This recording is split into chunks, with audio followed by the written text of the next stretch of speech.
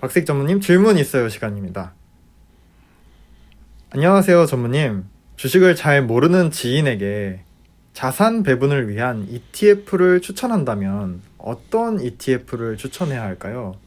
초보자분이 저한테 질문을 한 적이 있는데 추천하기 어렵더라고요. 답변 부탁드립니다. 좋은 질문이신데요. 요즘 ETF에 대한 관심이 많습니다. 왜냐하면 ISA 계좌, IRP 계좌에 내가 방치하고 있는 그 퇴직연금 계좌 ETF로 얼마든지 수익을 올릴 수가 있는데 어떤 ETF를 사야 되는지 모르시다 보니까 ETF에 대한 공부를 요즘 많이 하시고 계시는데요. 제가 오늘 이 자산 배분에 관한 꿀팁을 하나 드리면 ETF를 하는 이유 중에 하나가 개별 종목에 대한 리스크가 없잖아요. 그죠? 그래서 예를 들어서 코덱스 200.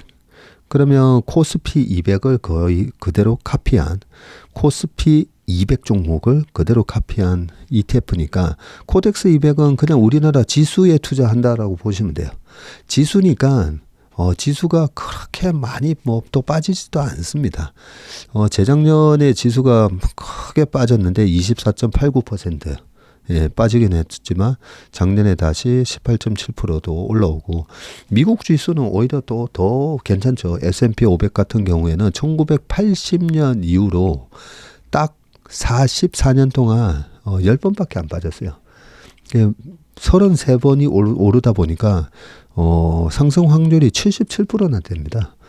그것 때문에 스파이 그리고 QQQ 이렇게 투자하시는 분들이 많아졌는데 자, 모두가 다 막 몰려갔을 때 샀더니 나스닥도 재작년에 33%나 빠지고 필라델피아 반도체 지수도 크게 이제 빠졌잖아요. 40% 가까이. 그러다 보니까 이것도 쉽지 않죠.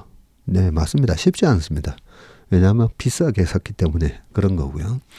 자, 그렇다면 우리가 ETF를 먼저 코덱스 200, 우리나라 코스피 200을 추종하는 코덱스 200 가지고 먼저 자산 배분을 하는 걸 한번 해보시면 되는데 연봉 차트를 한번 띄워놔 보시고 차트의 정석에서는 이 연봉에 대한 설명을 좀 드렸었는데 5년 이평선을 기준으로 왔다 갔다 합니다. 그러다가 10년 이평까지 가끔씩 빠지죠. 10년 이평까지 빠지면 감사합니다 하면서 사면 되잖아요. 그래서 이 5년 이평선이 지금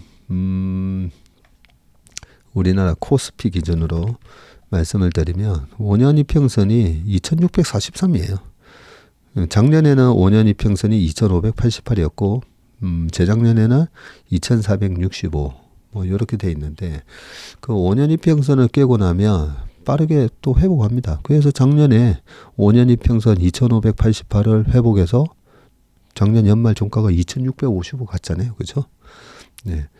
그리고 10년 이평선이 작년에는 2335 깼었어요. 작년에 10월 말에 2273까지 빠졌었잖아요. 그러면 10년 이평선이 깨지면 돈 빌려서라도 사야 된다고 말씀드렸습니다. 자, 그렇기 때문에 이 기준을 딱 정해놓고 PBR 0.9라든지 아니면 5년 이평선이라든지 이 기준을 잡아놓고 바로 앞전에 제가 PBR 0.9를 말씀드렸으니까 PBR 0.9를 기준으로 2500이 지금 올해 PBR 0.9거든요. 2500 밑에서는 이 코덱스 200 ETF를 어떻게 사야 되냐면 매달 코덱스 200을 사는 게 아니라 이 5년 그 PBR 0.9 2500 밑에서는 비중을 늘려야 됩니다. 네, 비중을 늘리는데 나는 매달 100만 원씩 코덱스 200을 모아간다라고 했을 때 PBR 0.9가 깨지는 구간에서는 무조건 100만 원이 아니라 150만 원을 사는 겁니다. 근데 저는 전체 1년 동안의 예산을 100만 원씩 1200만 원으로 계획을 잡아놨는데요. 근데 1년 내내 이 0.9 밑에 안 있습니다.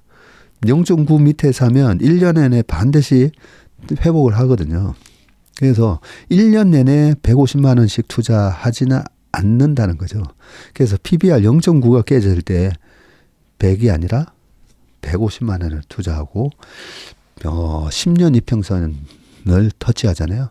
200만 원을 투자하세요. 10년 이평선 밑에서 투자할 수 있는 기회는 한두 달 이렇게 뿐이지 1년 내내 10년 이평선 밑에서 있지 않습니다. 그래서 10년 이평선 다시 한번 말씀드리면 10년 이평선은 2335예요. 올해.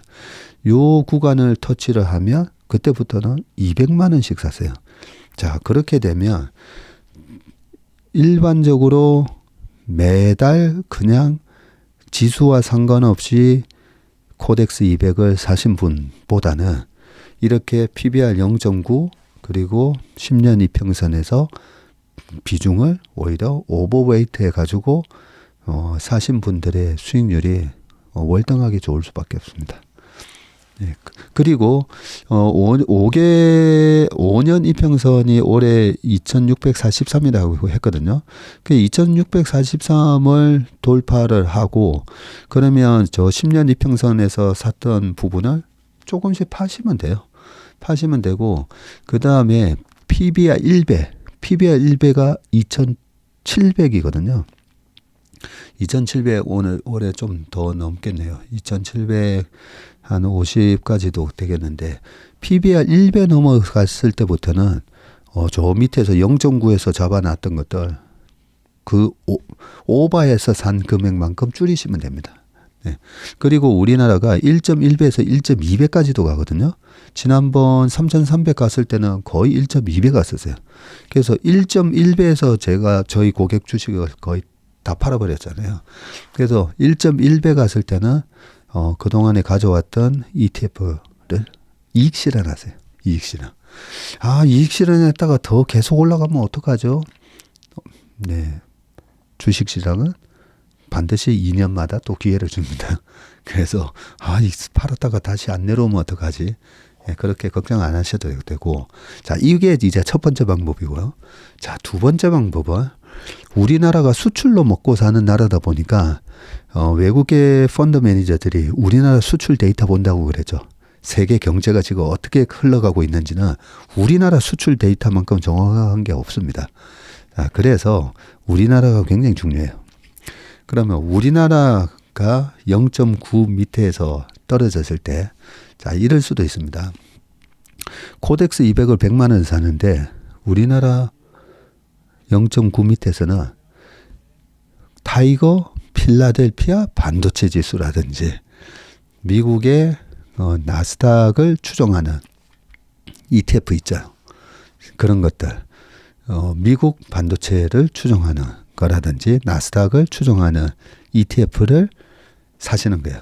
예를 들면 필라델피아 반도체 지수 같은 경우에는 타이거 미국 필라델피아 반도체 나스닥이라고 돼 있는 요 ETF 같은 경우에는 작년에 75% 수익 났거든요. 네, 그래서 약간 이제 그 PBR 0.9 밑에서 우리나라 지수를 1.5배 사는 게 아니라 우리나라 지수 1 사고 돈을 내가 매달 100만 원을 하는 거에서 추가로 50만 원은 미국 나스닥이나 미국 S&P 500을 추종하는. 근데 S&P 500보다도 나스닥이 사실은 더 나아요. 미국 나스닥을 추종하는 ETF. 거기다가 좀 더 레버리지를 주려면 레버리지가 아니라 베타를 높인다면 그 시장이 1 올라갈 때 1.5 올라가면 베타가 1.5. 시장이 20% 빠지는데 40% 빠지는 이 베타가 민감도죠. 베타가 높은 거를 투자하려면 코덱스나 타이거에 있는 미국 필라델피아 반도체 ETF를 사는 것도 방법입니다.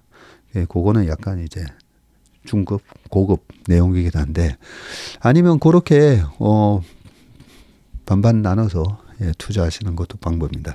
이렇게 투자를 해보시다 보면 내가 명확한 기준이 없다 보니까 이 변동성에 스트레스를 받는 건데 이 변동성에 대해서 정확하게 이해를 하고 있고 이 어느 변동성 국면에서는 주식을 사면 수익이 오히려 더 난다라는 걸 그 기준점만 알고 있으면 이 변동성이 되게 재미있습니다. 우리한테 오히려 이 자산 배분을 통해서 평균 시장의 평균 수익률보다도 더 높은 수익률을